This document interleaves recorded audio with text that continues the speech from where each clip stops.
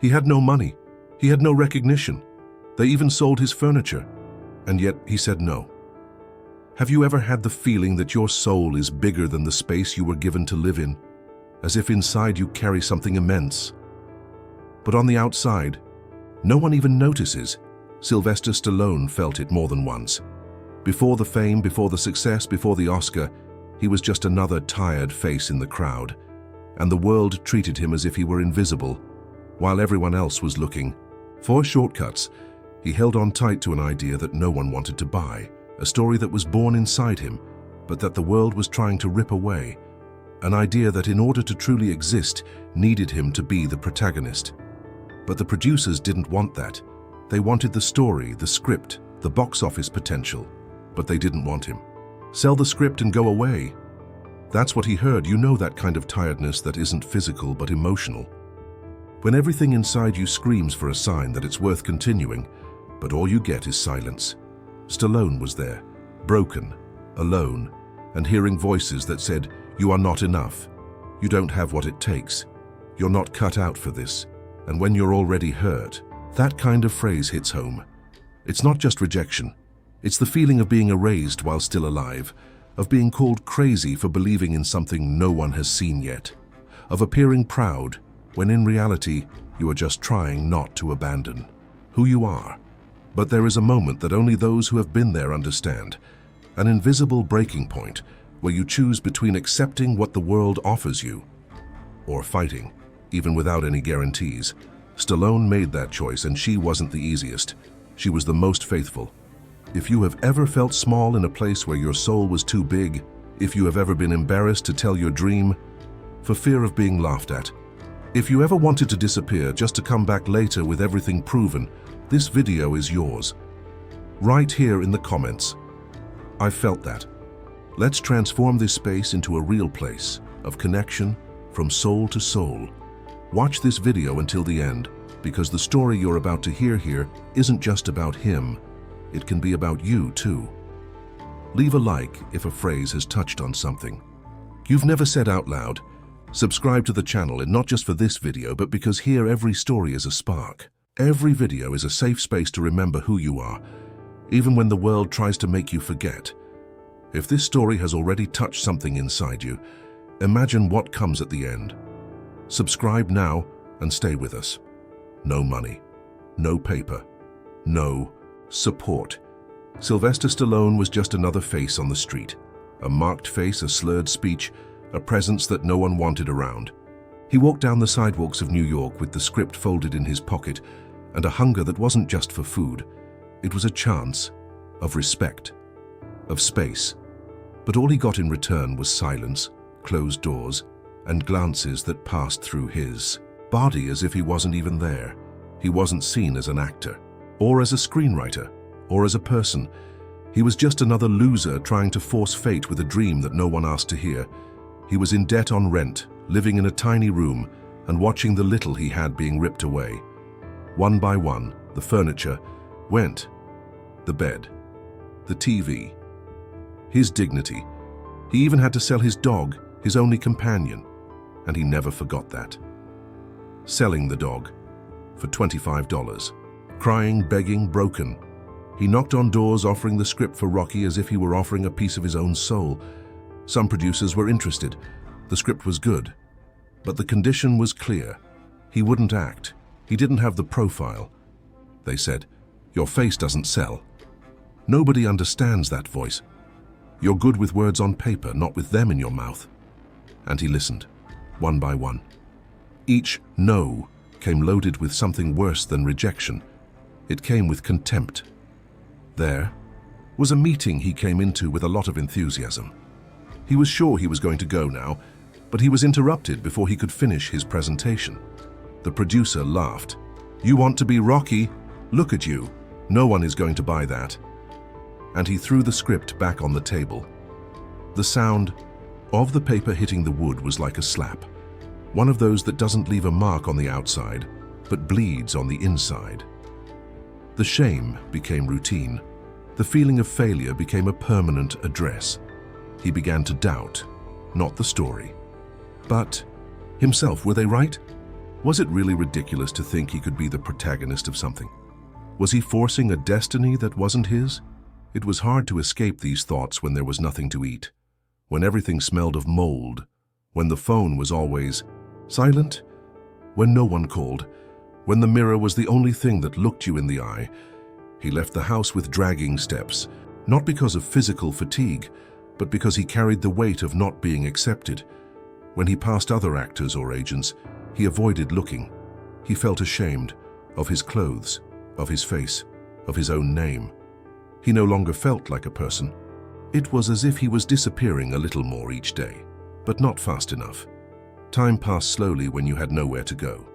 One day, he stood in front of a trash can, holding a bag of old manuscripts, wondering if he should throw them all away. He was afraid that he was insisting on something that only he believed in, and sometimes that seemed crazy. Other times, it seemed like faith. But at that moment, it just seemed like desperation. The people who had once called him promising no longer answered his calls. The few who remained told him to sell the script, accept the check, and stop with this delusion of grandeur. "You're sabotaging yourself," they said. But no one stopped to ask why he insisted so much. No one asked what hurt more, the poverty, or the fact that no one saw what he saw. He started to hide, going out less, talking less. The fear of yet another rejection was greater than the hunger. And the hunger was great, very big. The kind of hunger that doesn't give you a stomachache. It gives me a lump in my throat. He felt left out of everything, from the career, from society, from yourself. Some days, he wrote, other days he couldn't get out of bed. His body was heavy, but it was his soul that hurt the most. The pain of not being chosen, the pain of not fitting in anywhere, the pain of being treated like a walking delirium. All of this accumulated, and it killed him slowly. Not with a gunshot, with silence.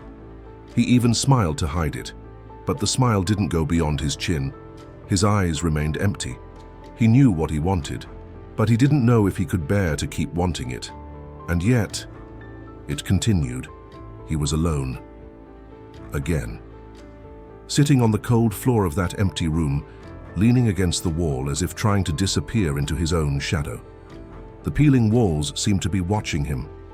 The air was heavy. The light was dim. And inside, him. The silence was deafening. It had been days since I had had the strength to insist or to give up. It was a strange state, almost nameless. An emotional limbo where everything seemed suspended, as if time was waiting for it to decide who it would be from then on. And it was in this silence that something began to happen.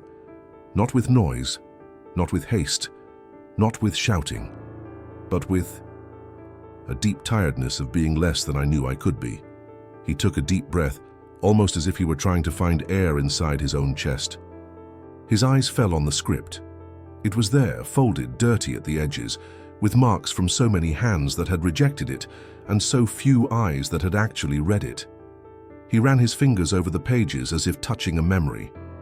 This wasn't just a story. It was what was left of him. It was the only thing that still made sense, and it was there, hungry, scared, ashamed, that he picked up a pencil. And on the back of the last page of the script, he scribbled a sentence, quickly, almost automatically, as if he didn't want to think too much and not have time to backtrack. The sentence said, "I won't sell myself short." It wasn't a battle cry. It wasn't a promise of a movie. It was just a whispered confession, a conversation between himself and himself. The first time in days that he remembered who he was and why he started. Just below, he wrote another line.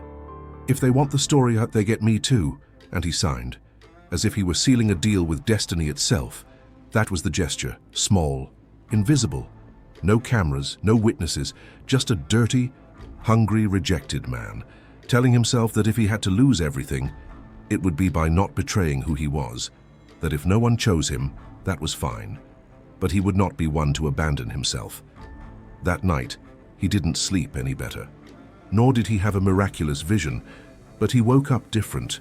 The pain was still there, shame too, but there was a new kind of silence inside him, not the silence of giving up, the decision, the kind of silence that precedes a turn, not in the world, not yet, but in the soul. He didn't tell anyone. He didn't mention it in an interview. He didn't post it, he didn't write a letter. But something had changed, not the situation, but his attitude. He no longer begged for acceptance. Now he offered a limit, a condition, a truth. And even if no one agreed, he knew he wouldn't back down. In the following days, when the same producers came back with the same proposals, he refused, not angrily, but with conviction. He said that the script would only go through if the actor came along, and when they tried to pressure him, he smiled with the same pencil in his pocket. He knew what he had written. He knew what he had chosen. And no matter how much the world said it was crazy, he knew what was inside. And this time, he wasn't going to sell it for anything. This is where things start to change. Not out there, not yet, but inside. And when that happens, the rest comes later. If this story has touched something inside you, if you are also at a point in your life where you need to write your own sentence, on the back of pain, subscribe to the channel now. Because here we don't talk about ready-made success, we talk about raw decision, of soul in ruin, of people who choose to continue even without an audience. Here, every story is a spark.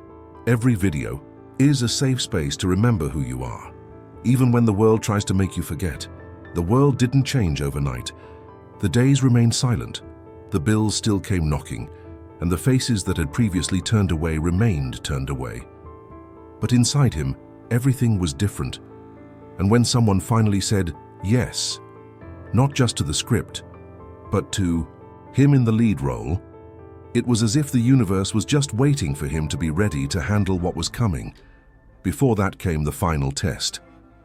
A producer offered him $360,000 for the script, 3 checks on the table. Today that would be worth almost $1 million, real money, money he had never seen before, money that could change his life in a second. But on one condition, he would not play Rocky. He took a deep breath. His hand shook. He thought about the dog he had to sell, about the cold nights on the ground, about the shame, and yet he refused. I said no. He said that if the story was born from him, then it only made sense if he lived it. The check remained on the table, but at that moment something greater was deposited inside it. Self-respect, a kind of wealth that money couldn't buy. Rocky was born this way. With little budget, camera in hand, rush behind the scenes and doubt among investors. No one bet that the film would be successful. It was just another boxing story with an unknown actor and a cheap production. But whoever only saw that didn't see what mattered. Because while the numbers seemed small, the soul of the film was gigantic. Because there, between the lines of the script, was the lifeblood of the person who wrote it.